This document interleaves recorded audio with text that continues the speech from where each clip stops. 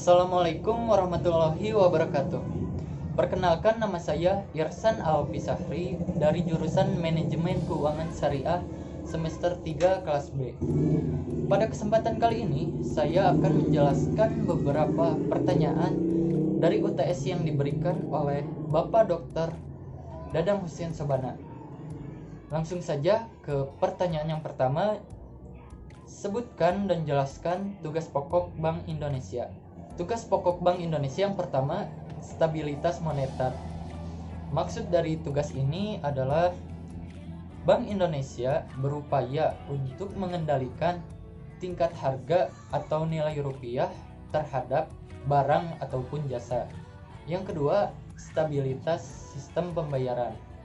Maksudnya, Bank Indonesia akan mengembangkan mekanisme dan aturannya untuk kelancaran sistem pembayaran, kemudian untuk mengurangi resiko yang cukup serius dan juga gagal dalam pembayaran.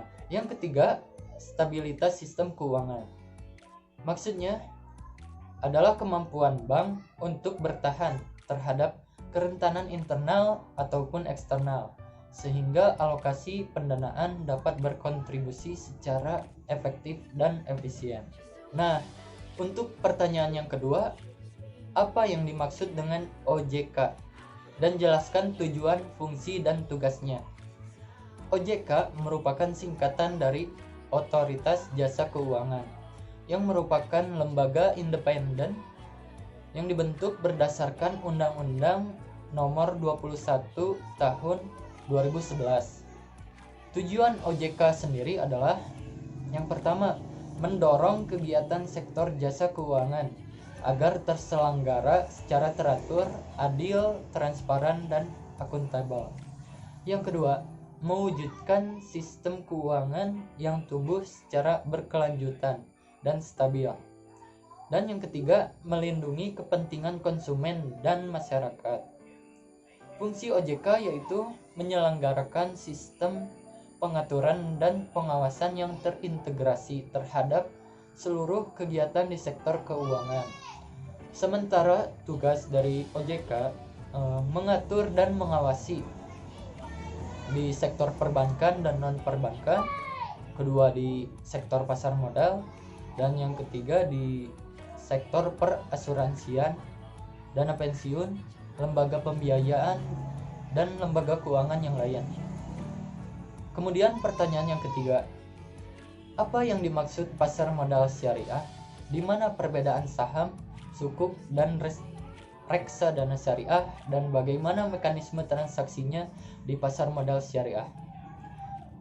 Pasar modal syariah merupakan kegiatan pasar modal yang tidak bertentangan dengan prinsip syariah, seperti praktik riba, maisir, goror, batil, dan lain-lain. Saham merupakan kegiatan musyarakah atau syirkah, yaitu penyertaan modal dengan hak bagi hasil usaha. Kemudian pengertian sukuk.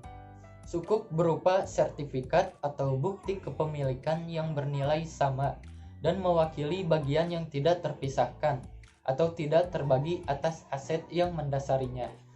Kemudian reksadana syariah merupakan salah satu wadah investasi kolektif yang dikelola oleh manajer investasi dengan cara menginvestasikan dana kelolaan efek syariah berupa saham syariah, sukuk atau instrumen yang sebelumnya, dan yang lain juga.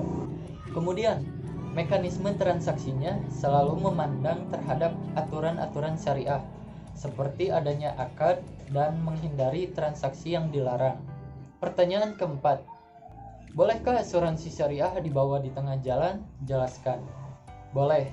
Secara hukum, asuransi syariah dihalalkan oleh Majelis Ulama Indonesia selama masih berpedoman pada syariat Islam yang mengedepankan tolong-menolong dan melindungi, bukan untuk kepentingan bisnis yang menguntungkan salah satu pihak saja. Hanya 4 saja pertanyaan yang diberikan dari OTS. Semoga jawaban yang diberikan oleh saya akan dapat dimengerti dengan jelas dan mudah.